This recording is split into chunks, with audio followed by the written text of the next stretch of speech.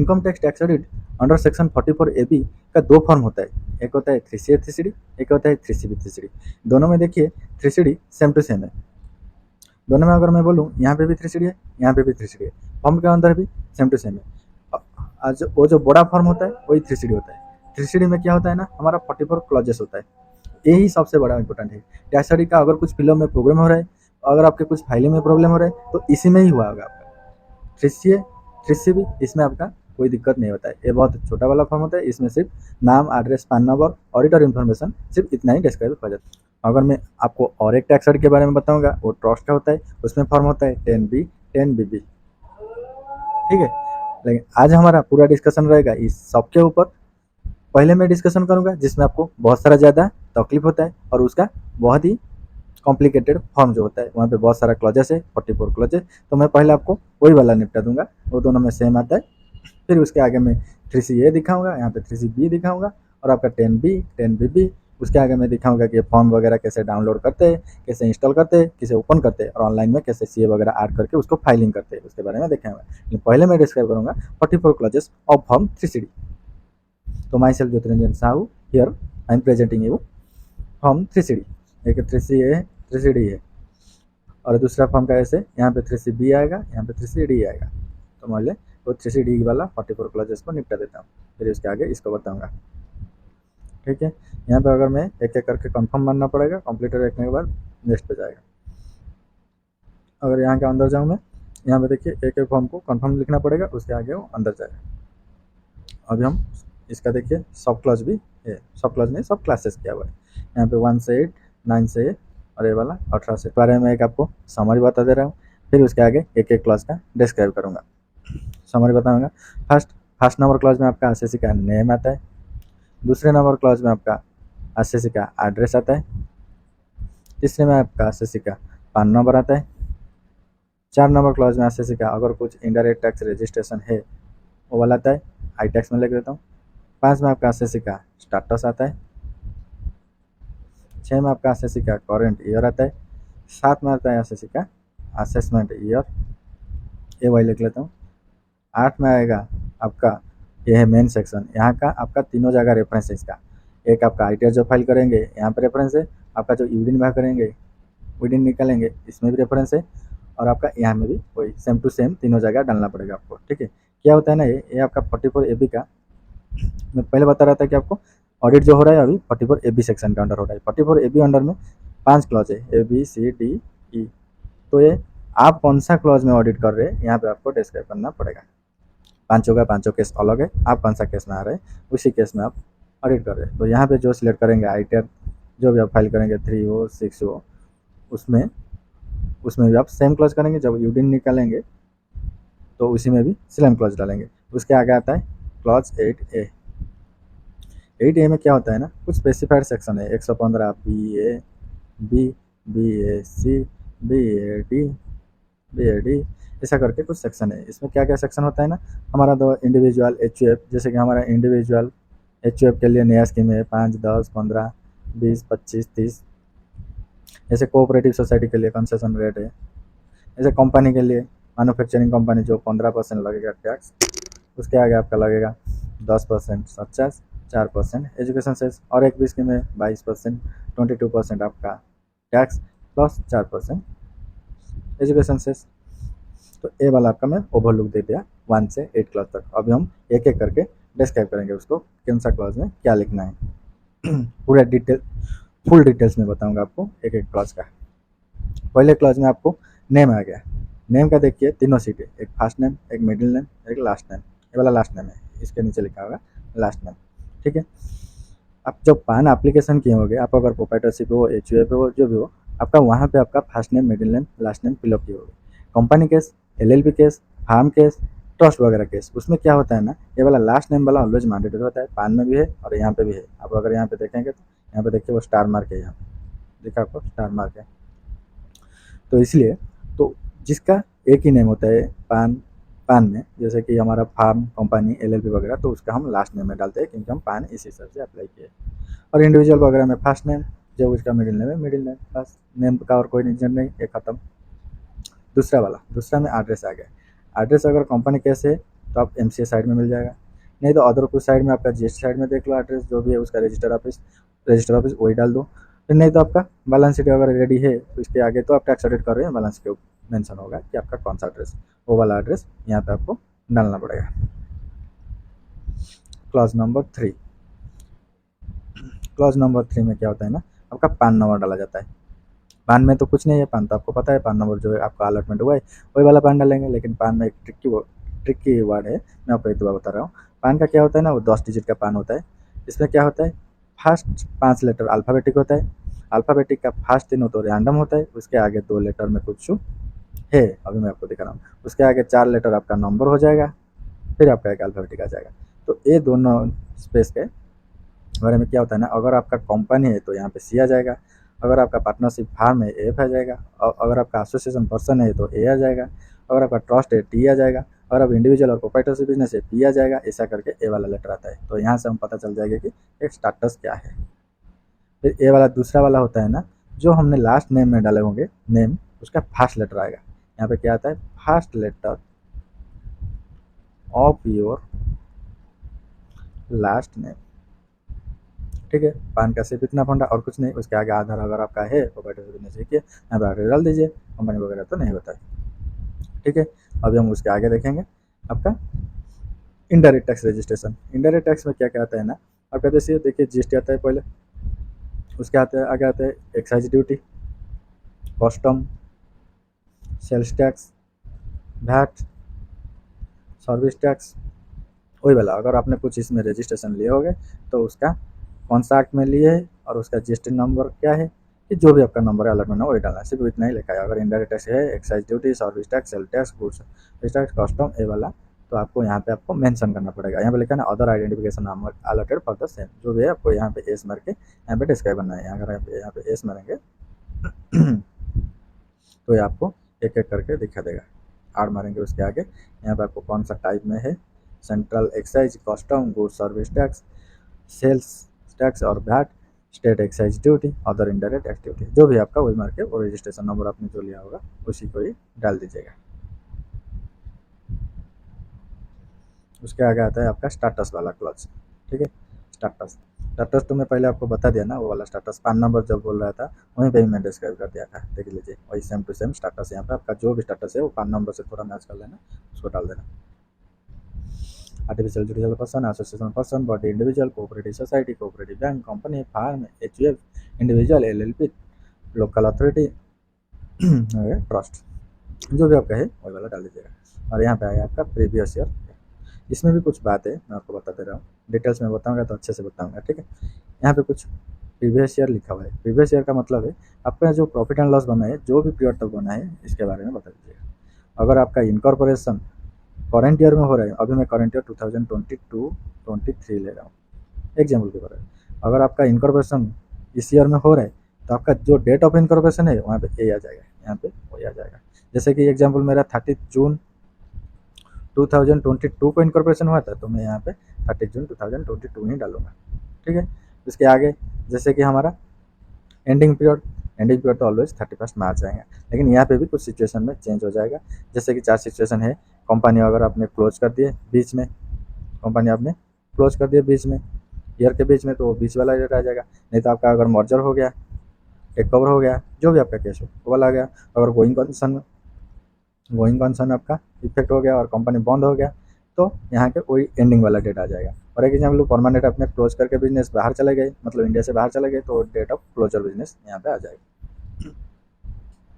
अरे यहाँ पे तो जिस डेट में आप बिगिनिंग किए उसी वक्त क्या होता है ना, कंपनी का जो फाइनेंशियल होता है उसका डेफिनेशन में, तो उसका क्या होता है ना, 1 जनवरी, अब जो भी ईयर है, अभी मैं 2022 ले रहा हूँ, अभी ये एंडिंग 22-23 का एंडिंग डेट था हमारा 31 मार्च 2023। क्या होता है ना, जब हमारा कुछ कंपनी होता है उसका फाइनेंशियल और 15 मंथ के लिए हम काउंट कर सकते हैं, यहाँ पे 15 मंथ के लिए हम काउंट कर सकते हैं, ठीक है। तो अभी क्या होता है ना, यहाँ पे उसी हिसाब से आपको सिलेक्ट करना पड़ेगा। कंपनी को अलग होता है कि उसका फाइनेंशियल और 15 मंथ ले सकते हैं, तो उसी हिसाब से आप वहाँ पे ये थोड़ा यहाँ पे ध्यान दीजिएगा जब आप फाइल करेंगे, ठीक है। इसके आगे मैं बता रहा हूँ, आपका हो गया प्रीवियस ईयर। फिर आपका आएगा असेसमेंट ईयर। असेसमेंट ईयर का ये होता है ना, आपका जो भी फाइनेंशियल ईयर में इनकम होता है, फाइनेंशियल ईयर में भी जो भी आपका इनकम होता है आप उसका टैक्स देंगे असेसमेंट ईयर में।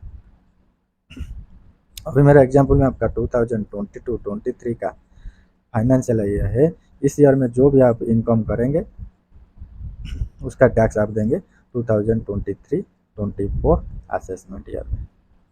तो इसमें से हमको पता चल गया कि assessment year is this year, assessment year is next year of financial year.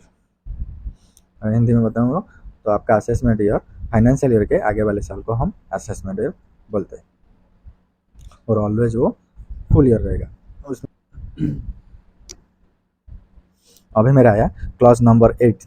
ये एक्चुअली आज का डिस्कशन था, सबसे बड़ा क्लास है और इम्पोर्टेंट भी, क्योंकि हम ऑडिट कर रहे हैं, फॉर्म फिलअप कर रहे हैं सिर्फ इसी क्लास के लिए। यहाँ पे हमको एप्लीकेबल हुआ टैक्स ऑडिट, इसलिए हम 3CA 3CD 3CB 3CD fill up कर रहे हैं, फाइल कर रहे हैं। ठीक है, तो इस वाला क्लास को थोड़ा ध्यान से सुनिएगा। इसमें क्या होता है ना, 44AB में 5 क्लास होता है, A B C D E।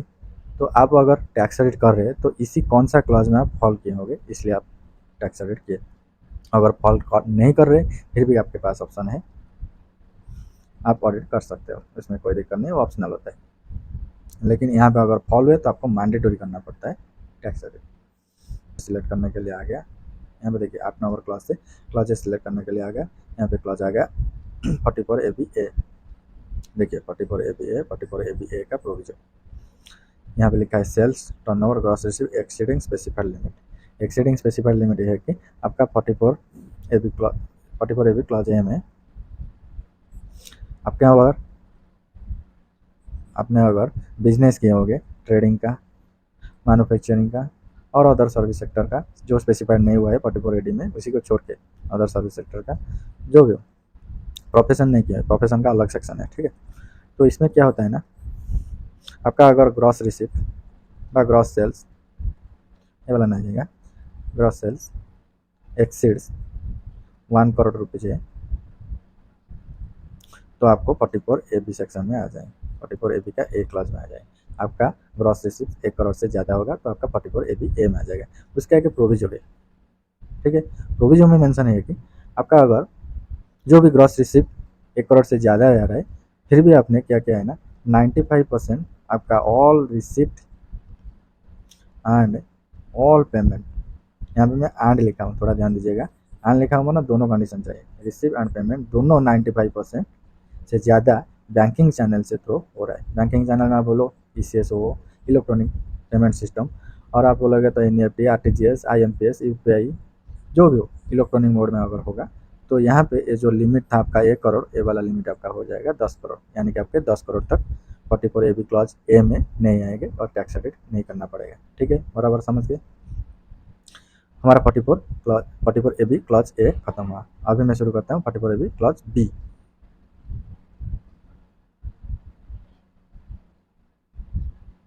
Clause B का 44AB क्लॉज बी का देखिए, ग्रॉस रिसिप्ट और प्रोफेशन एक्सीडिंग स्पेसिफाइड लिमिट। जो प्रोफेशन में बोल रहा था आपको, अगर आप प्रोफेशन कर रहे हैं, सर्विस सेक्टर में आप प्रोफेशन कर रहे हैं, आपका ग्रॉस रिसिप्ट वो जो स्पेसिफाइड लिमिट है ना, मैं यहीं पे डायरेक्ट बता दे रहा हूँ, 50 लाख। अगर 50 लाख से ज़्यादा आप रिसीव कर रहे हैं प्रोफेशन में तो आपका 44AB क्लॉज बी में आ जाएंगे, और उसके आगे आपको टैक्स ऑडिट करना पड़ेगा। फिर हम आगे देखते हैं 44AB सी में देखिए चारों सेक्शन है। ठीक है, चारों में क्या क्या है आपका, यहाँ पे देखिए 44AB सी में आपका 4 सेक्शन है। उसका सब सेक्शन बी में आपका I, 2I, 3I, बस उतना तो है, I, 2I, 3I। ठीक है, तो इसमें क्या क्या आता है आपका 44AB सी में आपका आता है आई में क्या आता है आपका AE वाला, सेकंड आई में आता है 44BB वाला, थर्ड आई में आता है 44BBB का। ये बेसिकली आपका extraction of mineral oil, natural gases वाला सेक्शन है, मिनरल ऑयल देखो, और ये वाला आपका ट्रॉन्की प्रोजेक्ट वाला है, और ये वाला आपका क्या है ना, ट्रांसपोर्टेशन ऑफ गुड्स वाला बिजनेस। यानी कि आपके पास दो तरह का व्हीकल होता है हमारा इनकम टैक्स एक्ट के, एक होता है लाइट व्हीकल और होता है आपका हेवी व्हीकल। तो ये सेक्शन मेंशन क्या है, अगर आपका लाइट व्हीकल होगा तो 7,500 मतलब 7,500 पर मंथ इंटू पर व्हीकल, जितना भी आपका व्हीकल हो आप इनकम दिखाना पड़ेगा। जैसे पर मंथ अगर 12 मंथ में आपने व्हीकल यूज़ किया होगा तो 12 मल्टीप्लाई किया होगा, तो जो भी इनकम आएगा आप यहाँ पे इनकम दिखाएंगे वो आपका नॉर्मल इनकम है, इसके आगे कोई एक्सपेंसेस डिडक्शन नहीं होगा। अगर हेवी व्हीकल है तो आपको 1 टन के लिए 1,000 रुपीज़ दिखाना पड़ेगा। 1 टन क्या है, कैपेसिटी है। कैपेसिटी किसका, वो जो हमारा व्हीकल है उसका प्लस उसमें जो गुड्स लोड होगा उसका, दोनों को मिला के अगर कैपेसिटी जितने भी टन हो उतना 1,000 दिखाना पड़ेगा पर मंथ। इसको बोलते हैं पर टन पर मंथ पर व्हीकल मल्टीप्लाई हो जाएगा। इसको सिंपल में याद करने के लिए 1 kg को 1 रुपया, जैसे 1,000 टन, 1 टन मतलब 1,000 kg, तो इसलिए 1,000 रुपीज़। तो यहाँ पे 44 ए का ए सेक्शन है कि आपको इतना मिनिमम इनकम दिखाना पड़ेगा। अगर आप इतना इनकम नहीं दिखाए तो फिर इसके नीचे दिखाए, इसके ऊपर दिखाने से कोई प्रॉब्लम नहीं, अगर इसके नीचे दिखाए तो आपने यहाँ पे फॉल कर दिए 44 AB clause C sub clause आई। ऐसे आपका मेंशन है extraction extraction of mineral oil, इसमें अगर 7.5%, 10% ट्रंकी प्रोजेक्ट, इसमें मेंशन है कि आप जितना रिसीव किए होगे आप उसका इतना परसेंट 7.5%, 10% आपको इनकम दिखाना पड़ेगा, नहीं तो उसके नीचे दिखाएंगे तो ए वाला क्लॉज में आप टैक्स एडिट करना पड़ेगा। ठीक है, अभी हमारा सी खत्म हो गया, अभी हम आते हैं डी वाला सेक्शन में। डी वाला में लिखा हुआ है profit and gains lower than claim under 44 ADA। तो हमको पहले 44 ADA क्या है उसको पता चलना पड़ेगा। 44 ADA जैसे मैं आपको बोला 44 AD, इसमें 6% और 8% हमको प्रॉफिट लेना पड़ता है। इसके बारे में मैं आगे बताऊंगा, ई क्लॉज में बताऊंगा। ठीक है, तो अभी मैं दिखाऊंगा आपको 44 ADA में क्या होता है ना। आपका अगर प्रोफेशन था, आपने 44 AB क्या है आपका प्रोफेशन था, तो याद है 44 AB, 44 AB बोलो जल्दी। बी क्लॉज में आए थे ना, एक में आपका था trading business, manufacturing business, B में था आपका प्रोफेशन बिजनेस। ठीक है, यहाँ पे मैं बोल रहा था कि आपको स्पेसिफाई लिमिट है, अगर 50 लाख से ज़्यादा रिसीव किए होंगे तो आपका टैक्स एडिट आ जाएगा। यहाँ पे क्या है ना, कुछ प्रोफेशन स्पेसिफाइड हुआ है हमारा 44 एरिया में।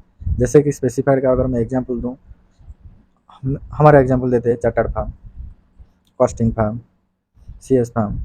अगर जो आपका बोल रहे थे इसका प्रोफेशनल सर्विस होता है, फिर advocate service, architecture service, actuary service, engineer service, ये वाला सब स्पेसिफाइड है। ये वाला सब 44 ADA में स्पेसिफाइड है। ये जो भी आपके रिसीव किए होंगे उसका आपको 50% इनकम दिखाना पड़ेगा। आपका अगर करंट पीरियड में 20 लाख का रिसीव किया, आपको मिनिमम प्रॉफिट 10 लाख दिखाना पड़ेगा।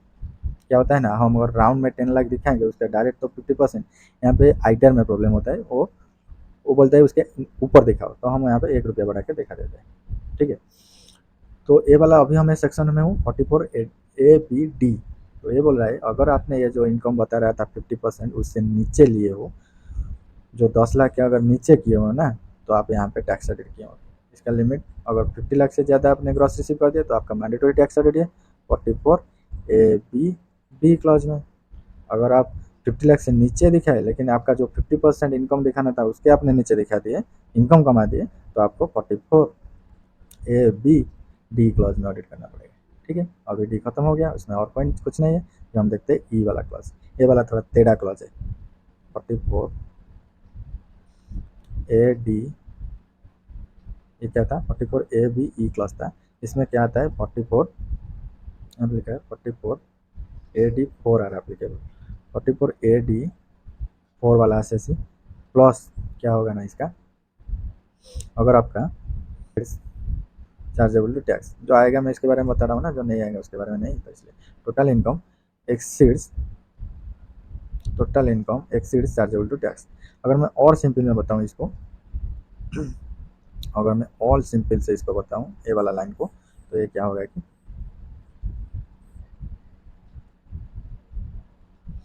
आपका टोटल इनकम जो होता है जीटीए बोलोगी, gross taxable income, net taxable income जो वाला, वहाँ पे टोटल टैक्सेबल इनकम लिखा जाता है। वो वाला टोटल इनकम आपसे 2.5 लाख के अंदर है, ₹2.5 लाख। एक्चुअली ये जो not taxable under income tax act उसको बोलते हैं 2.5 लाख, जो बेसिक एग्जेम्पशन हमको मिलता है। ये वाला हो गया, ये वाला हो गया। और एक कंडीशन वो एक्चुअली डीम्ड कंडीशन है। इसका क्या होता है ना, आपने जो भी प्रॉफिट डिक्लेयर किया वो आपने 6% और 8% से लोअर दिखाए होगा। 6% जो बैंक के थ्रू अगर सारा रिसीव किए, 8% जो अदर देन बैंक के थ्रू आप रिसीव किए, कैश में रिसीव किए, तो उसका 8% प्रॉफिट से नीचे होना चाहिए। ठीक है, अगर ये तीनों कंडीशन सेटिस्फाई हो जाएगा तो आपका इस क्लॉज में टैक्स रेट हो जाएगा। इसको भी आप नहीं देखने से चलेगा। ये वाला कंडीशन अगर हो गया तो आपका टैक्स रेट एप्लीकेबल हो जाएगा। तो हमको पहले देखना पड़ेगा कि 4484 क्या है। 4484 ये है कि हमारा 4480 क्लॉज में एक आपका कंडीशन है। अगर आपका, जैसे कि मैं बोल रहा हूँ, और एक 4480 के बारे में कुछ थोड़ा सा बता दे रहा हूँ। 4480 में क्या होता है ना, अगर हमारा ग्रॉस रिसिप्ट नहीं बोलते इसको, ग्रॉस टर्नओवर बोलते हैं, ये हमारा 2 करोड़ के अंदर है, तो हम 4480, ये हमारी प्रिजम्पटिव इनकम है। इसके आगे क्लॉज में आपको बताऊंगा ये क्या है, शायद 12 नंबर क्लॉज में आ जाएगा। प्रिजम्पटिव इनकम है, तो इसको हम क्लेम्स कर सकते हैं। मतलब ज़्यादा हमारा अकाउंट्स वगैरह मेंटेन नहीं करना पड़ेगा। जितना भी हमको परसेंटेज मेंशन हुआ है, हम टोटली उतना परसेंटेज इनकम दिखा देंगे। जैसे कि हमारा 6% और 8%। 6% आपका बैंकिंग में अगर सारा कुछ ट्रांजैक्शन हो रहा है, और सारा कुछ नहीं तो आपका जितना भी ट्रांजैक्शन हो रहा है आप उसी का ही 6% दिखाएंगे। जितना कैश में हो है उसका आपका 8% दिखाएंगे। दोनों मिला के जो भी इनकम होगा आपका इनकम माना जाएगा। इसमें कुछ भी बिजनेस का लॉस वगैरह पुराना सेटअप नहीं होगा। जो भी आपका लॉस वगैरह है वो माना जाएगा कि सेटअप हो गया, और आपका उसके आगे भी कुछ एक्सपेंसेस माइनस नहीं होगा। अगर आपका डिप्रिसिएशन है फिक्स एसेट का, वो भी आजूम किया जाएगा कि आपने डिप्रिसिएशन चार्ज कर दिए। उसके आगे अगर साल कुछ आपने टैक्स रेडी किएंगे तो उसी साल का डिप्रिसिएशन भी आप काउंट करेंगे। ठीक है, ये आपका आ गया 4480 के बारे में। ठीक है, अभी हम बता रहे थे कि 4484 क्या है। 4 ये है कि इसमें एक कंडीशन डाला हुआ है 4480 में। अगर आप 4480 ले लिए, क्लेम कर दिए, तो उसके आगे 4480 ही क्लेम कीजिएगा, उसको छोड़ना मत। छोड़ना मत मतलब टैक्स रेडिट उसके आगे करना मत, जब तक आपका टर्नओवर 2 करोड़ है। अगर आपने किए तो आप, अगर इस साल में किए, ये वाला साल आपने ले लिए 4480, इस सब साल में अगर इस साल में आप छोड़ दिए, टैक्स रेडिट कर लिए, नहीं तो 4480 नहीं लिए ऐसे बोल दीजिए, अगर कर दिए तो आपको 5 साल के लिए आपको 4480 क्लेम करने को नहीं मिलेगा। तो ये 5 साल के लिए आप 4484 वाला एस हो जाएगा। तो ये जो क्लॉज है ना, इसके बारे में ए वाला ईयर के लिए आपको आ जाएगा। ठीक है, यहाँ पे अगर आपने ये वाला कंडीशन को ब्रीच किए होंगे तो यहाँ पे आपको टैक्स रेडी करना पड़ेगा। Subject to your total income should be exceed basic exemption limit in simple language. बस आपका हो गया 4480 ई वाला क्लॉज। अभी जो हमारा लास्ट में आता है वो आता है 8 नंबर क्लॉज खत्म हो गया। ये वाला कुछ प्रोविजन है auditor under any other law. Third provision तो एनी अदर लॉ में कुछ आपका ऑडिट हो रहा है, तो ये वाला इसमें कोई ऐसा बड़ा काम नहीं। ठीक है, अभी हम देखते हैं 8A क्लॉज। ये भी एक अच्छा क्लॉज है। अभी मैं 8A क्लॉज देखूंगा। 8A क्लॉज में ये एक्चुअली कुछ स्पेसिफाइड इनकम, कुछ जैसे ही बोले सब्सिडी बस्सिडी जैसे बोलते हैं, कुछ स्पेसिफाइड रेट हो गया यहाँ पे आपको दिया हुआ है। जैसे कि कंपनी केस में आपको, हमको मैं बोल रहा था पहले, एक 15% रेट प्लस उसमें 10% सरचार्ज प्लस 4% सरचार्ज, और एक कंपनी केस में 22% रेट और इसमें 4% सरचार्ज, और इंडिविजुअल केस में 5%, 10%, 15%, 20%, 25%, 30%। जैसे ही कोऑपरेटिव सोसाइटी में उनका रेट है 10,000 के ऊपर होगा तो ये वाला, ऐसा ऐसे है। मैं आपको अभी दिखा दे रहा हूँ। तो अभी हम देखते हैं इसमें क्या क्या सेक्शन आता है। यस मानने से उसके आगे जाएंगे, ये वाला देखिए, ये वाला आपका सेक्शन आ गया। तो इस सेक्शन का मैं एक एक करके आपको समरी बता दे रहा हूँ। सेक्शन में इसमें ज़्यादा इंपॉर्टेंट नहीं, यहाँ पे निकला हुआ है, मैं आपको दिखा दे रहा हूँ क्या क्या सेक्शन है। ये वाला तो नहीं, ये वाला देखते हैं, ये वाला नहीं। देखिए, ये होता है एक इनकम टैक्स साइट का पोर्टल, incometaxindia.gov.in। यहाँ पे आप सेक्शन टैब में जाएंगे, यहाँ पे है ना ये जो टैक्स लॉ रूल, यहाँ पे एक्ट में जाएंगे और यहाँ पे ए वाला पेज आ जाएगा। ए वाला पेज में आप क्या करेंगे, यहीं पे जो सेक्शन डालेंगे, जो ये वो वाला सेक्शन का डिटेल्स यहाँ पे आ जाएगा। जो भी आपको सेक्शन देखना का चाहें यहाँ पे क्लिक कर लेंगे, वो वाला सेक्शन ओपन हो जाएगा। यहाँ का जैसे मैं क्लिक कर दिया BAA, ये वाला ओपन हो जाएगा। मेरा नेट थोड़ा स्लो है इसलिए लेट हुआ। ठीक है, ये वाला ओपन हो गया। जैसे भी आप अगर इंडिविजुअल का जो है BSc 5, 10, 15, 20, 25, 30, ये वाला ओपन हो जाएगा। इसको आप पढ़ लेंगे। तो मैं आपको अभी एक ओवरलुक दिखा रहा हूँ कौन सा सेक्शन में बता रहा था। देखिए 5%, 10%, 15%, 5, 10, 15, 20, 25, 30, यहाँ पे 2.5 लाख का ज़्यादा है। एक स्कीम है, इसको करने के लिए आपको 10 शायद आई ई ना कौन सा फॉर्म है, 10 आई नहीं तो ई जो भी हो उस फॉर्म को फाइल करना पड़ेगा एक बार। इसमें कंडीशन है कि आपको अगर आपका कुछ बिजनेस इनकम है तो आप ये फॉर्म को फाइल कर सकते हैं, आप कर सकते हैं, फिर आगे छोड़ नहीं सकते। छोड़ तो सकते हैं लेकिन छोड़ के फिर आप चाहेंगे फिर ले लूँगा, ऐसे बता रहा हूँ कि आपका ये ईयर है, आपका बिजनेस इनकम है, ये आपका ईयर है। आप अगर यहाँ पे आप बोले कि मैं ये वाला ऑप्शन ऑफ करूँगा, क्या है BSc वाला ऑप्शन ऑफ करूँगा, फिर यहाँ पे ऑफ किए, यहाँ पे ऑफ किए, यहाँ पे इस साल से आपने छोड़ दिए, छोड़ भी सकते हैं तो छोड़ दिए, इसके आगे आप उसको ऑफ नहीं कर पाएंगे। ठीक है, ठीक है। Clause number 9 indicate if firm or association of person please indicate the name of the partner. आपका अगर farm or association of person है तो यहाँ पे आप सारा पार्टनर का और मेंबर का आप डिटेल्स यहाँ पे देंगे, जैसे कि उसका नाम, एड्रेस, पान नंबर और उनका प्रॉफिट शेयरिंग रेशियो, ये वाला यहाँ पे आता है प्रॉफिट शेयरिंग रेशियो। ठीक है, अगर आपका एओपी है तो यहाँ पे आपको मेंशन करना पड़ेगा एओपी जो मेंबर है वो एक्चुअली इनडिटरमाइंड है और अननोन है। एक्चुअली उनको आप जान वो जो मेंबर है उनका आपके पास डिटेल्स है या फिर डिटेल्स नहीं है, अननोन है। इसमें क्या होता है ना, एओपी का टैक्सेशन में कुछ इफेक्ट आता है, टैक्स रेट में चेंजेस होता है, एमएमआर लगता है कभी। मैं एक वीडियो करूँगा एओपी टैक्सेशन ऑफ एओपी का, तो उसमें मैं आपको बता दूंगा क्या क्या एओपी का कैसे टैक्स लगता है और इस पॉइंट का एक्चुअली मतलब क्यों कहाँ यूज होता है, ये क्यों पूछा है। ठीक है, अभी आप सिर्फ अगर एसोसिएशन ऑफ पर्सन है और पार्टनर है तो आपका नेम, पान नंबर, डिटेल्स वगैरह, एड्रेस वगैरह और प्रॉफिट शेयरिंग रेशियो भी मेंशन करना पड़ेगा यहाँ पे। ठीक है, ये बी वाला क्लॉज में क्या आता है, चेंजेस इन पार्टनरशिप और member profit sharing ratio since the last date of preceding year. अगर प्रीसीडिंग ईयर मतलब फाइनेंशियल ईयर 2022-23 का अभी हम कर रहे हैं तो इस पीरियड में कुछ पार्टनरशिप में रेशियो में चेंजेस हुआ है, पार्टनरशिप डीड में कुछ चेंजेस वगैरह है, तो यहाँ पे अगर चेंजेस हुआ है तो आप एस यहाँ पे मानना, फिर आपका वो जो चेंजेस के बारे में यहाँ बताना पड़ेगा। एक्चुअली मैं कंपनी का फिलअप कर रहा हूँ इसलिए पार्टनरशिप फॉर्म वाला इनएक्टिव है। ठीक है, फिर मैं इसको कंफर्म करके आगे चला जाऊँगा, सेव करके, ऐसे सेव करेंगे, ऐसे कंप्लीट दिखाएगा। फिर 10 नंबर क्लॉज में आना पड़ेगा। 10 नंबर क्लॉज में लिखा हुआ है नेचर ऑफ बिजनेस, तो आपका नेचर ऑफ बिजनेस जो है यहाँ पे डालना पड़ेगा। नेचर ऑफ बिजनेस, क्या बिजनेस कर रहे हैं, तो यहाँ पे जो भी बिजनेस आप डालेंगे ना आईटीआर फॉर्म में, जब आईटीआर फाइल करेंगे आईटीआर फॉर्म में सेम टू सेम बिजनेस डालना। ये वाला कोड को थोड़ा फोकस कीजिएगा, यहाँ पे जो कोड है वही सेम कोड आप आईटीआर में इनकम टैक्स फाइल जब करेंगे कंपनी का, जब हम आईटीआर 6 करूँगा तो वही पे same nature of business code डालूंगा। अगर कोई अदर फॉर्म होगा तो आईटीआर 3 करूँगा, वहाँ पे भी वही सेम कोड डालूंगा। बी नंबर क्लॉज में चेंजेस के बारे में कुछ है, अगर नेचर ऑफ बिजनेस में कुछ चेंजेस हुआ है फाइनेंशियल ईयर में, करंट फाइनेंशियल ईयर, जैसे कि मैं करंट फाइनेंशियल 2022-23 का भी ले रहा हूँ, तो इसमें कुछ चेंजेस हुआ है तो इसको येस करना पड़ेगा। इसको येस करके उसके आगे जो ऑप्शन आएगा उसको फिल करेंगे।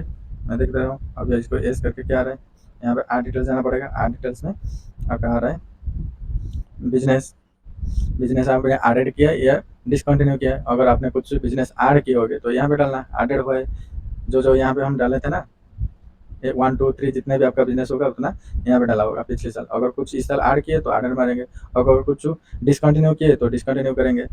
डिसकंटिन्यू करना वक्त आप थोड़ा ये वाला ध्यान दीजिएगा, डिसकंटिन्यू उसी का करना जिसी का पिछले साल में यहाँ पे पॉइंट करके आपने लिखा होगा, जो 1, 2, 3 करके जो लिखा होगा वही को डिसकंटिन्यू करना 1, 2, 3, 4 करके। यहाँ पे जितना बिजनेस है अगर आपने 3 नंबर बिजनेस डिसकंटिन्यू किए तो यहाँ पे 3 नंबर बिजनेस को डिसकंटिन्यू में मानना पड़ेगा। ठीक है, डिसकंटिन्यू मानने के बाद यहाँ पे अगर ऑप्शन आता है उसी का वही same nature of business, nature of business जो डाला है होलसेल ट्रेडिंग, वही होलसेल ट्रेडिंग आ जाएगा। यहाँ पे सब टेक्सटर में जो डाला हुआ है वही डाल दूंगा। Retail of other product necessary, यहाँ पे retail of other product necessary डाल दूंगा। यहाँ पे देखिए retail sale of other product necessary, वैसे ही मैं ऐड मार दूंगा तो वो ऐड हो जाएगा। इसका मतलब चेंजेस एक्चुअली मैं सेम डाला हूँ ना, यहाँ पे सेम डाला हूँ तो मेरा कुछ चेंजेस नहीं है। अब अगर कुछ ऐड होगा डिस्कनेक्ट होगा तो यहाँ पे डालना पड़ेगा ऐड या डिस्कनेक्ट। अभी क्लॉज नंबर 10 खत्म हो गया। फिर आएगा 11 में होता है क्या, बुक्स ऑफ अकाउंट्स। ठीक है, बुक्स ऑफ अकाउंट के बारे में कहाँ कहाँ मेंटेन हो रहा है, क्या क्या बुक्स मेंटेन हो रहा है और कौन सा बुक्स वो हमको दिए ऑडिट करने के लिए और हम क्या क्या ऑडिट किए, ये सारा एक एक क्लॉज करके में आएगा 11 नंबर में। देखिए first, whether the books of accounts prescribed under section 44A, whether the books of account are prescribed under 44E the list of books of accounts।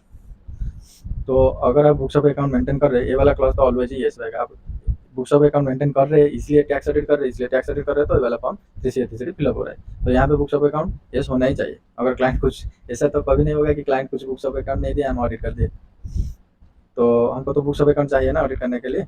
तो यहाँ पे यस मार्क के क्या क्या बुक्स ऑफ अकाउंट मेंटेन हुआ है वो वाला आप यहाँ पे मेंशन करना है। जैसे इजी होता है cell register, purchase register, general register एक डाल देते हैं, सब वहीं पे आ जाता है। अगर ऐसा बोलेंगे तो और एक separate GST register, cash com bank book register, ये वाला भी हो जाएगा। और जो जो भी आपके पास वो सारा सारा मेंशन है। और एक स्टॉक रजिस्टर आ जाएगा, उसके आगे sundry debtor register, sundry creditor register,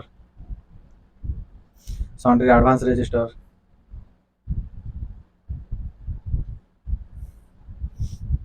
expenses register, जो जो भी है।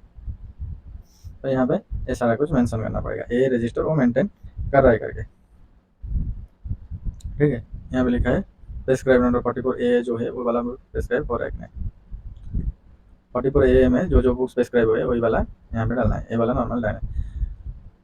तो उसके आगे पूछा कि बी नंबर क्लॉज में आ गया, 9B में आ गया the accounts maintain address of which books of account are kept. कौन सा एड्रेस में वो वाला जो बुक्स मेंशन किया वो कौन सा एड्रेस में मेंशन हो रहा है। आपका जो रजिस्टर बिजनेस प्लेस है वही रजिस्टर एड्रेस वाला डाल दीजिएगा, यहाँ पे वही सेम टू सेम रहेगा। इसका मतलब हमारा जो रजिस्टर प्लेस है हम वहीं पे मेंशन कर रहे हैं। नहीं तो फिर अगर अलग कुछ प्लेस में आप मेंशन कर रहे हैं तो आपको अलग प्लेस से वो डालना पड़ेगा। आप अगर यहाँ सिंपल सेम एज एबव मार देंगे तो यहाँ सिंपल सेम एज एबव मार देंगे तो ऊपर जो जो बुक्स ऑफ अकाउंट्स है वो यहाँ पे लिस्ट आउट हो जाएगा।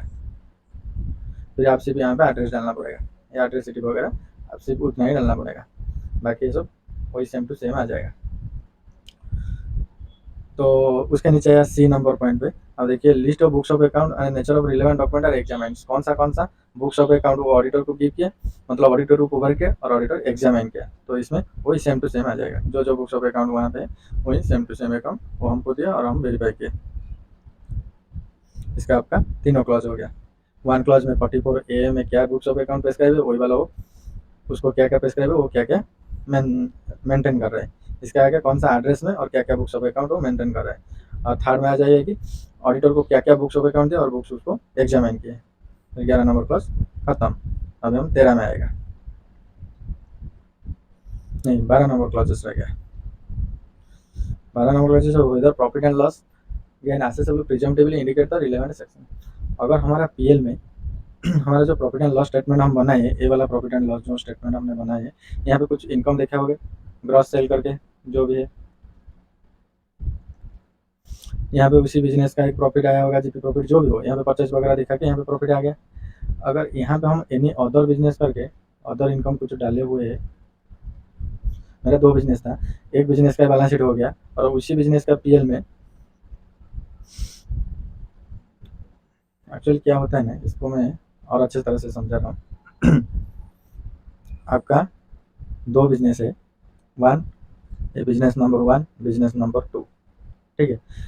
अगर बिजनेस 1 में आपने पूरा बुक्स ऑफ अकाउंट मेंटेन किए, पूरा बैलेंस शीट पीएल बनाए, यहाँ पे सेल डाले, यहाँ पे परचेज डाले, जो भी आपका अदर एक्सपेंसेस डाल के लास्ट को नेट प्रॉफिट आया, तो ये हो गया आपका नेट प्रॉफिट, ठीक है। और सेकेंड वाले बिजनेस में आपने कुछ डॉक्यूमेंट मेंटेन नहीं किए, वो बहुत छोटा अमाउंट आपके लिए था, नॉमिनल वैल्यू का था, इसलिए आपने ले लिया ग्रॉस रिसीव जितना है। और आप जो सिंस आप बिजनेस कर रहे हैं, ट्रेडिंग वगैरह कर रहे हैं, तो इसलिए आपने ले लिया 6% या 8% प्रॉफिट अंडर 4480 में, तो ये वाला आपका प्रॉफिट आ गया, ठीक है। लेकिन हमारा तो जो अभी टैक्स ऑडिट हम फाइल कर रहे हैं, तो इसी का क्या होता है ना, पैन वाइज हम टैक्स ऑडिट फाइल करते हैं एक पार्टी का एक टैक्स ऑडिट। इसमें क्या होता है ना, वो कंसोलिडेटेड पीएल होके आ जाता है, ये टोटल हमारा टोटल पीएल आ जाता है, ये वाला पीएल रहेगा इसका, और इसका जो सेल आ गया, और अदर इनकम में, अदर इनकम नहीं तो अदर बिजनेस इनकम में ये वाला इनकम आ गया। लेकिन ये वाला क्या था, प्रिजम्पटिव लिए हुए थे, यहाँ पे 4480 का लिया था, ये वाला फिर से हमारा बुक्स ऑफ अकाउंट को आ गया, बुक्स ऑफ अकाउंट को आ गया। इसका मतलब क्या है, हमारा पीएल स्टेटमेंट में कुछ इनकम जो प्रिजम्पटिव में वो इंक्लूड है, यहाँ पे वही मेंशन है, whether the profit and loss account includes any profit and gain business profession presumptive basis indicate the amount and relevant clauses। 4480 में अगर लिया हुआ तो 4480 44AD है, 44AE AF B BB BA triple B, ये पहले बता रहा था क्या क्या सेक्शन था, मैं पहले बता चुका हूँ। ठीक है, अगर किए होगे तो यहाँ पे आपको मेंशन करना पड़ेगा। यहाँ पे आप यस मारेंगे, यहाँ पे आर डिटेल्स जाके यहाँ जाएगा कौन सा सेक्शन में कितना अमाउंट हमने ऐड किया है उसके ऊपर, तो यहाँ पे अमाउंट डालेंगे, फिर 12 नंबर क्लास खत्म।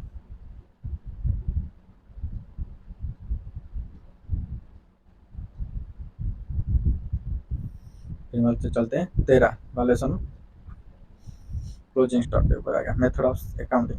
14 में valuation closing stock, 13 number clause में method of accounting previous year में आपने अकाउंटिंग का मेथड क्या लेते हैं। अकाउंटिंग मेथड एक कैश बेसिस होता है, एक मर्केंटाइल बेसिस होता है।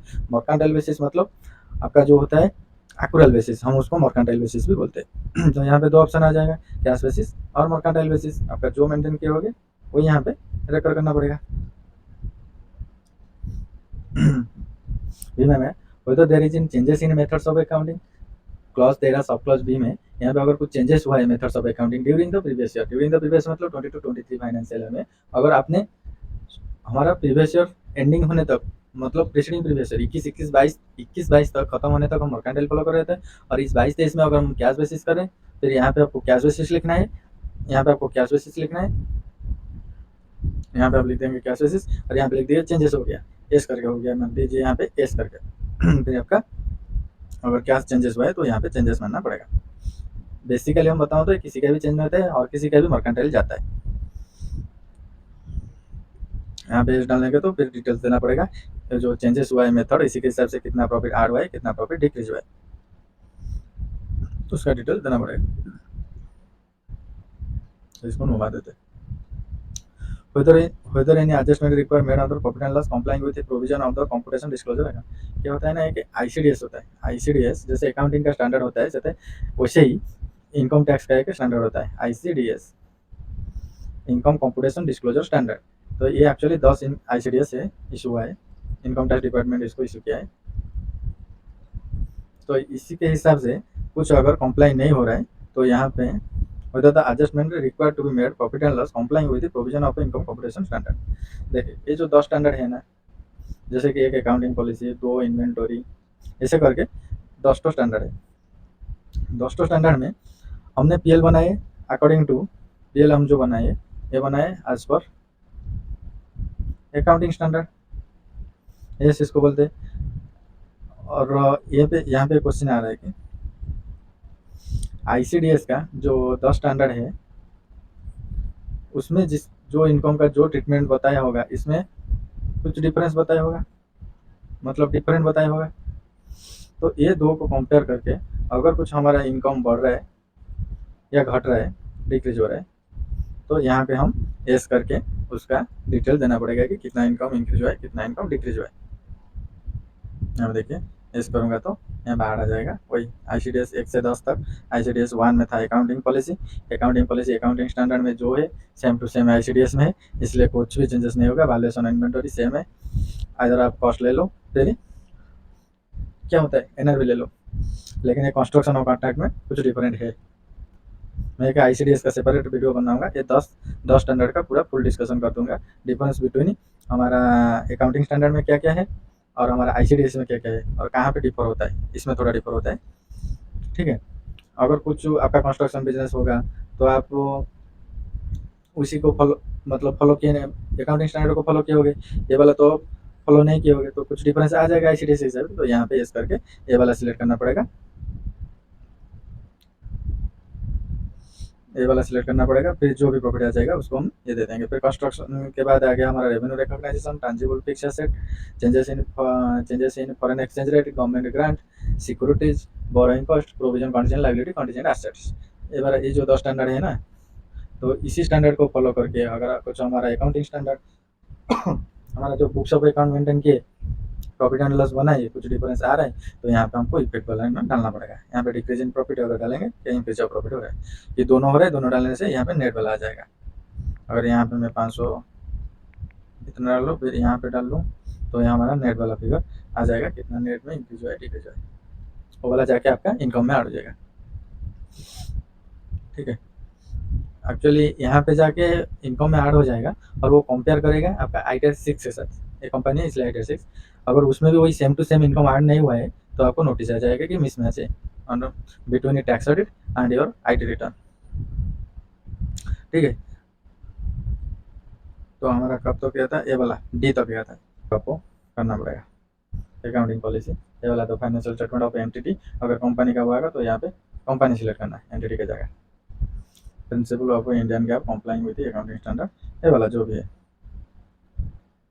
वैल्यूएशन इन्वेंटरी कंस्ट्रक्शन कॉन्ट्रैक्ट, ये कंस्ट्रक्शन नहीं है इसलिए मैं नोट अभी कर लिया, उसका भी है, मैं ICDS का एक सेपरेट वीडियो कर दूंगा, इसके बारे में बता दूंगा। ठीक है, अदर नोट हो गया, ये वाला हो गया। तो ये सबको वहाँ पे डिस्क्लोजर कर देना है, ये सबको यहाँ पे डिस्क्लोजर कर देना है, एक एक करके ऐड कर देना है। फिर आया 14 में बता रहा था आपका क्लोजिंग स्टॉक का वैल्यूएशन क्या है। क्लोजिंग स्टॉक का तो 2 वैल्यूएशन आता है, यहाँ पे कॉस्ट मार्केट वैल्यू और लोअर ऑफ कॉस्ट और मार्केट, तो ऑलवेज वही वाला डाल देना है क्योंकि इसका अकाउंटिंग स्टैंडर्ड का एक रिक्वायरमेंट है, तो लोअर ऑफ कॉस्ट और मार्केट वैल्यू, तो इसी का हमारा वो वैल्यू होता है अकाउंटिंग स्टैंडर्ड के हिसाब से, कॉस्ट और market value which ever is lower.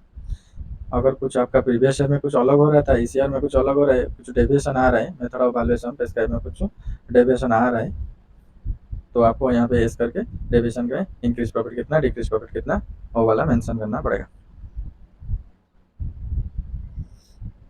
ठीक है, 14 क्लास अभी गया, अभी 15 क्लास देखते हैं।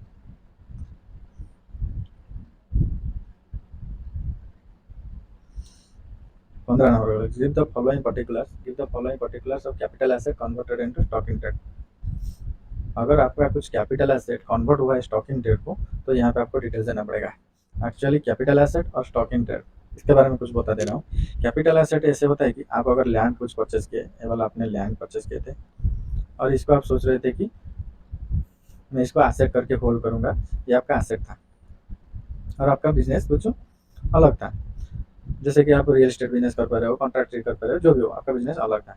आपने फिर बिजनेस चेंज किए, नहीं तो आपका ऐसे ही आपका सेम बिजनेस था, आपने क्या किया, बिजनेस ऐड हुआ है, ऐड करके आपने क्या किया, लैंड में कुछ ये वाला लैंड को आपने आपने बिजनेस शुरू किया कि ये जो लैंड आपका एसेट था, यहाँ पे छोटा छोटा आपने बिल्डिंग खरीदी कर बिल्डिंग खड़ा कर दिया और ये बिल्डिंग को बेचना आपका अभी बिजनेस कर रहा है, सेल करना है। ठीक है, तो इसका मतलब क्या है, लैंड को जो आपने एसेट ट्रीटमेंट किए थे, इसको आपने कन्वर्ट कर दिए इसमें, स्टॉक में, स्टॉक में कन्वर्ट हो गया। अगर स्टॉक को कन्वर्ट हो गया, ये आपका normal day to day business हो गया, आपने इसको स्टॉक में कन्वर्ट कर दिया, स्टॉक में कन्वर्ट करके फिर आपको इसने बिल्डिंग बनाई और उसको सेल किए, तो ये वाला केस हो गया आपका capital asset converted to stock in trade. ठीक है, तो इस केस में क्या होता है ना, इसका टैक्सेशन कैसे होता है तो मैं आपको ज़्यादा नहीं बता पाऊंगा, एक्चुअली वो टाइम बहुत लग जाता है, उसके ऊपर मैं सेपरेट वीडियो कर दूंगा। यहाँ पे आपको सिर्फ डालना है, अगर आपने कुछ ऐसा की सिचुएशन आपका आया होगा, तो आप यहाँ पे capital asset to stock in trade में डाल देना। तो यहाँ पे देना पड़ेगा डिस्क्रिप्शन ऑफ कैपिटल एसेट, वो कौन सा एसेट था, यहाँ पे डिस्क्रिप्शन ऑफ कैपिटल एसेट में कौन सा एसेट था, आपने उसको कन्वर्ट कर दिए कैपिटल एसेट को। उसके नीचे हो गया आपका 100 ऑफ एक्विजिशन, वो एसेट को आप कब खरीदे थे और कितना रुपये में खरीदे थे। जो मैं लैंड का एग्जाम्पल दे रहा था, ये लैंड आपने कितना रुपये में, उस यहाँ पे दे देना लैंड वाला डिस्क्रिप्शन एसेट में लैंड, उसका कुछ लैंडमार्क आसपास का दे देना, एड्रेस वगैरह। और यहाँ पे आ गया डेट ऑफ एक्विजिशन, परचेज कब किए थे, यहाँ पे हो गया कॉस्ट ऑफ एक्विजिशन, और इसके नीचे आ गया amount of which asset is converted into stock in trade, कितना अमाउंट में आपने स्टॉक इन ट्रेड को कन्वर्ट किया। ये कितना अमाउंट होता है कि जो डेट ऑफ कन्वर्जन है, डेट ऑफ कन्वर्जन का फेयर मार्केट वैल्यू यहाँ पे आ जाता है, और ये करेंट ईयर में पीजीबीपी हेड में टैक्सेबल हो जाता है। जो अभी मैं बता दे रहा हूँ इसका टैक्स ट्रीटमेंट क्या होता है, एक ओवरलुक दे दे रहा हूँ जनरली समरी के हिसाब से। आपका स्टॉक आ गया, यहाँ पे एक आ गया capital asset to stock in trade, यहाँ पे आ गया stock in trade to capital asset. ठीक है, अगर आपका कैपिटल एसेट है, ये वाला एग्जांपल हो गया, ये आपका लैंड था, आपने इसमें छोटा छोटा बिल्डिंग करके अभी शुरू किया बिजनेस करना है, लैंड को बिजनेस करना, तो ये आपका स्टॉक इन ट्रेड में कन्वर्ट कर दिया, फिर आप उसको सेल किया, तो क्या होगा ना, आपका ये जो कैपिटल एसेट स्टॉक में जेल में चला जाता है, तो ये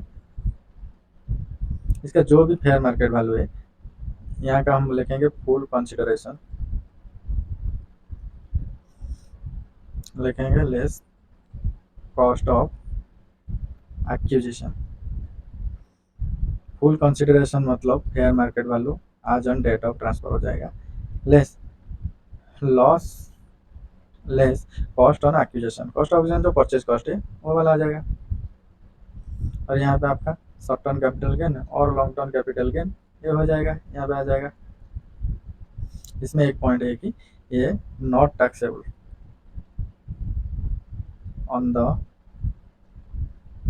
डेट ऑफ कन्वर्जन।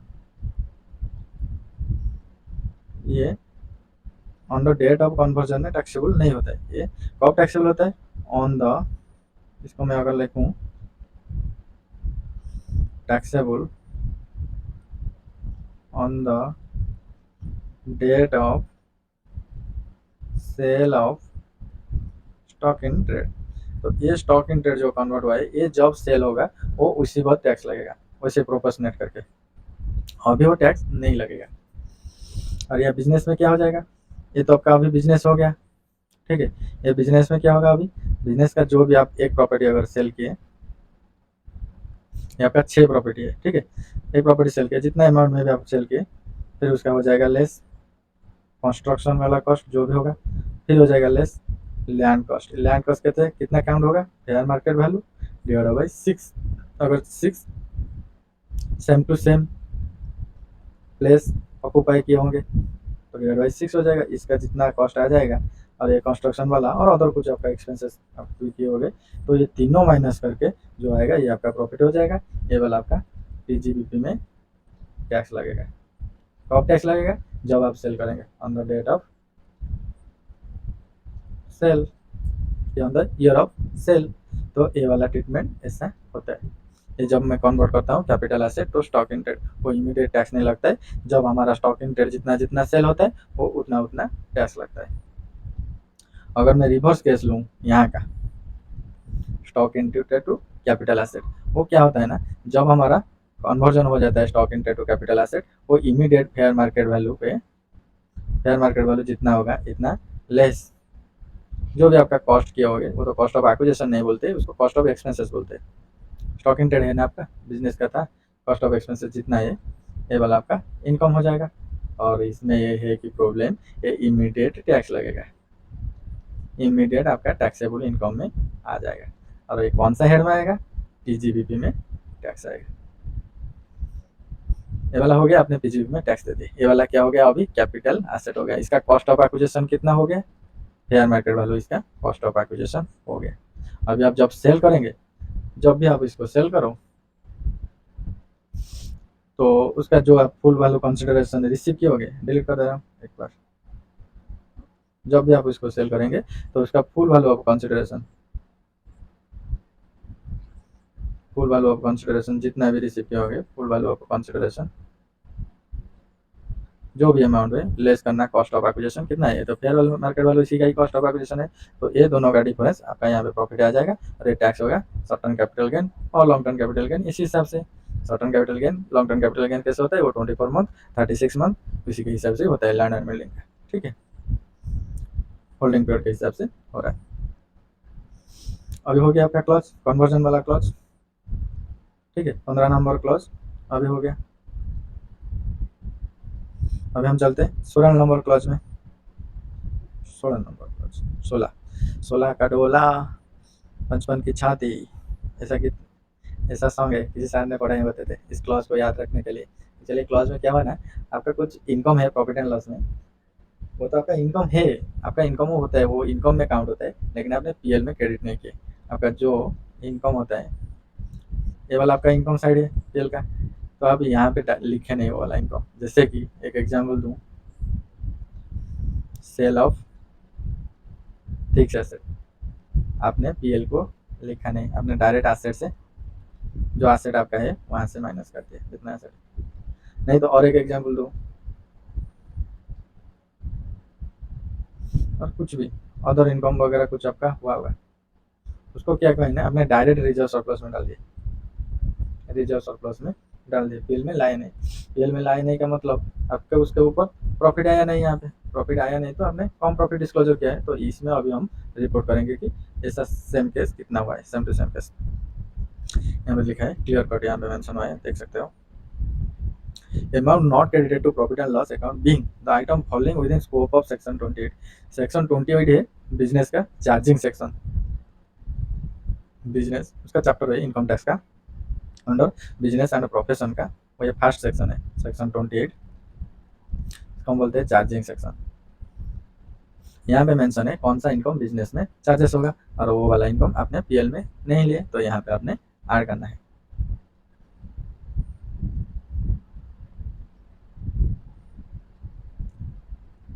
यहाँ पे उसका डिटेल डालना है, अमाउंट कितना डालना है, अमाउंट डालने के बाद वो वाला अमाउंट यहाँ पे ऐड करना है। वो ऐड करने के बाद ऐसे हमारा जो इनकम टैक्स कंप्यूटेशन में भी हम ऐड किए होंगे, अगर नहीं किए होंगे तो वो एक डिमांड नोटिस आ जाएगा कि करके कि आपका इनकम जितना आप डिक्लेयर किया उससे ज़्यादा आ रहा है, तो वो ऐड करके वो नोटिस आपका आ जाएगा। उसके नीचे द परफॉर्मा क्रेडिट ड्रॉबैक, ये तो एग्जाम्पल है इसका, मैं अभी एग्जाम्पल आपका बोल रहा हूँ। ये जो ड्रॉबैक है इसका एग्जाम्पल है। ये ड्रॉबैक को क्या कहते हैं, डायरेक्ट रिजर्व एंड सरप्लस में डाल देते हैं। Refund of duty, custom excise, service tax, refund, sale tax, ये वाला भी हमारा इनकम होता है। अगर इस इनकम को हमने पीएल में नहीं डाला है तो यहाँ पे हमको ऐड करना पड़ेगा एक एक करके। Exclamation clauses, exclamation claim, exclamation claim क्या, हमारे कुछ कॉन्ट्रैक्ट हुआ है, हम रोड यहाँ पे बनाएंगे, ये वाला हमने रोड बनाएंगे, 2 करोड़ कॉन्ट्रैक्ट ले लिए, लेकिन हम जब रोड बना रहे थे कुछ ऐसे सर्कमस्टांसेस हुई थी, कुछ ज़्यादा एक्सपेंसेस हुआ। जैसे कि हम एस्टिमेट कर रहे थे यहाँ पे हमारा खर्चा होगा 1.8 करोड़, हमारा 0.2 करोड़ का और 20 लाख का जो आपका प्रॉफिट हो जाएगा, लेकिन बाद में देखा कि यहाँ पे ज़्यादा हमारा एक्सपेंसेस हो रहा है, लाइक 2.1 हो रहा है, तो यहाँ पे हम एक्सक्लेमेशन कर करके यहाँ पे कितना जो भी ज़्यादा अमाउंट है हम क्लेम करेंगे। तो फिर यहाँ पे कैसे आएगा, ठीक है, मैं अभी देखा रहा हूँ। ये जो 2.1 है ना, आपने क्लेम किया 2 करोड़ का खर्चा, पहले आपका 1.8 हो रहा था, आपका 2 प्रॉफिट हो रहा था। अभी आपने क्या किया है ना, आपका खर्चा 2.1 हो गया और आपने एक्सलेशन यहाँ पे देखिए 0.3 इंक्रीज हुआ है, लेकिन आप एक्सलेशन क्लेम कर दिए 0.5, बोले कि मेरा ज़्यादा खर्चा रहा है, मुझे 0.5 चाहिए, 2.5 करोड़ का कॉन्ट्रैक्ट कीजिए, तो 2.5 करोड़ का देंगे तो यहाँ पे 4 आ जाएगा, 0.4। तो यहाँ पे पॉइंट इस दोनों का डिफरेंस हो गया 0.2, तो यहाँ वाला में आपको 20 लाख ऐड करना है, एक्सक्लेमेशन क्लॉज में आ जाएगा। ऐसे ही अगर कोई ये दोनों सिचुएशन नहीं है, कोई अलग सिचुएशन है, तो यहाँ पे आप डाल देंगे अदर इनकम करके, यहाँ पे कैपिटल रिसीव वगैरह कुछ अगर हुआ है, डायरेक्ट पीएल में नहीं गया है, डायरेक्ट रिजर्व सरप्लस में चला गया है, तो यहाँ पे आप डाल देंगे, लेकिन वो करंट ईयर में टैक्सेबल होना चाहिए, उसी को ही आप डालेंगे। तो यहाँ पे हो गया 16 नंबर क्लॉज। अभी चलते हैं 17। यहाँ पे लिखा है whether the land and building transfer during the previous year consideration less than adopted by the assessee of any authority state government refer to 43C या 50C। एक्चुअली मैं आप इसके बारे में अभी बता दे रहा हूँ आपको, अब थोड़ा आपको, ये 2 सेक्शन है 43C और 50C, ये 2 सेक्शन में क्या क्या बोल रहे हैं। 43C ये है पीजीबीपी का सेक्शन, और 50C ये है आपका कैपिटल गेन वाला सेक्शन। दोनों सेक्शन में लिखा हुआ है, तो एक लगता है किसके ऊपर, जो लैंड बिल्डिंग ये वाला, उनका लैंड बिल्डिंग उनका बिजनेस के, एक सेकेंड, उनका बिजनेस 43CA पीजीबीपी वाला और 50C कैपिटल गेन वाला, ये पर्टिकुलरली होता है कि लैंड एंड बिल्डिंग सेल को लेके। इसमें क्या होता है, हमारा जितना स्टैम्प ड्यूटी वैल्यू होता है उसको स्टैम्प ड्यूटी वैल्यू एसडीवी बोलता हूँ, तो स्टैम्प ड्यूटी वैल्यू जितना है, एक स्टैम्प ड्यूटी वैल्यू है और एक सेल्स फिगर है, उसको बोलते हैं सेल्स फिगर। यहाँ पे आप सेल्स बोलो, यहाँ पे आप क्या बोलो, फुल वैल्यू ऑफ कंसिडरेशन,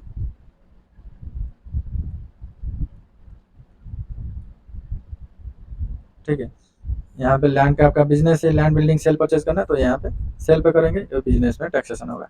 आपने एसेट कुछ होल्ड करके रखे लैंड, आपका काम नहीं है सेल परचेज करना, तो अगर उसको आप सेल करेंगे वो आपका कैपिटल गेन में आएगा, ठीक है। अभी ये सेक्शन क्या बता रहे हैं, मैं आपको ये बता रहा हूँ, ये बता रहे हैं आप जितने भी अभी सेल किए होंगे, जितने अमाउंट आपने सेल किए होंगे, ठीक है, वो स्टैम्प ड्यूटी वैल्यू से कम नहीं होना चाहिए, उसके ऊपर होने से चलेगा, कम नहीं होना चाहिए। अगर कम हुआ तो हम 10% तक चलेगा, वो पहले एक्चुअली 20% था, फिर 10% हुआ, फिर 5% हुआ, ऐसे करके होता है वो वाला, ठीक है। इतना अमाउंट तक चलेगा, अगर उससे और नीचे आया तो वो वाला नहीं चलेगा, डायरेक्ट स्टैम्प ड्यूटी वाला जितना है उसके ऊपर आपको टैक्स लगेगा, तो ए वाला 17 नंबर क्लॉज में सिर्फ वही वो बोल रहा है कि आपने जो एसेट सेल किए वो स्टैम्प ड्यूटी वैल्यू का जो 10% हमारा ब्रांड है ब्रांड वैल्यू, तो उसके नीचे नहीं गया है। अगर गया है तो यहाँ पे आप उसका डिटेल्स दे दीजिए, डिटेल्स दे दीजिए, डिटेल्स ऑफ प्रॉपर्टी, उसका एड्रेस वगैरह डालना पड़ेगा। कंसिडरेशन रिसीप्ट, जो फुल वैल्यू ऑफ कंसिडरेशन जिसको बोलते हैं, नहीं तो आप सेल वैल्यू बोलो, जो भी बोलो। कंसिडरेशन रिसीप्ट मतलब सेल वैल्यू और full value of consideration. Value adopted by SSC और असेसेबल, असेस्ड और असेसेबल, ये जो वही होता है स्टैम्प ड्यूटी वाला, आप अभी समझ लो वही वाला। वेदर प्रोविजन है 43 सी है क्लॉज 2 अप्लीकेबल 56। ये क्या होता है ना, इसमें क्या सेक्शन लिखा है देखिए, 43 सी है ये वाला है, तो आपको समझ आ गया। फिर आपका x sub clause x, x sub clause 2, नहीं provision of clause x sub clause 2 section 56। इसको मैं मतलब लूँगा 56 to 10। ये वाला होता है गिफ्ट वाला सेक्शन, ये वाला गिफ्ट वाला सेक्शन होता है। इसमें क्या कंडीशन है कि आपने अगर कुछ लैंड रिसीव किए परचेज करके हो या फिर गिफ्ट वगैरह हो, जो भी हो, आपने अगर लैंड रिसीव किया है उसका स्टैम्प ड्यूटी वैल्यू जितना अमाउंट है लेस करो परचेज कंसिडरेशन, नहीं तो उसको कंसिडरेशन बोलो, फिर बाय कॉस्ट बोलो। तो ये वाला अमाउंट अगर 50K के ऊपर आ जाता है, 50,000 के ऊपर आ जाता है, तो ये आपको 56 to 10 में टैक्स लग जाता है। तो वो उसी का डिटेल्स यहाँ पे देने को बोल रहा है। वो वाला इंटरलिंक है ना, ये वाला जो सेक्शन इसका 53 जो 43 सी के साथ इंटरलिंक है, तो इसलिए ये वाला वो यहाँ से पूछ लिया 43 सी है, और ये वाला मैं आपको पूछ लिया। यहाँ पे देखिए मैं येस या नो करना है। अगर येस कर देंगे तो वो सामने वाला पार्टी, हमने सेल किया है ना, तो सामने वाला पार्टी जो परचेज किया है उसके ऊपर गिफ्ट का सेक्शन लग जाएगा, वो गिफ्ट का टैक्सेशन देगा।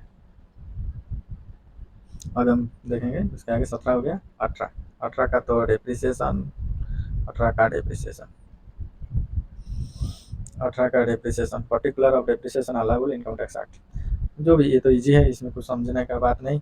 इसमें इनकम टैक्स का जो भी डेप्रिसिएशन है, जो एसेट है, उसको हम डालना पड़ेगा। एक एसेट आपको डाल के दिखा दे रहा हूँ। या चल क्या है ना, अगर कंपनी है तो इसमें एक दिक्कत है कि डेप्रिसिएशन का रेट डिफर होता है। कंपनी एक्ट में अलग डेप्रिसिएशन रेट है, इनकम टैक्स एक्ट में अलग डेप्रिसिएशन रेट है।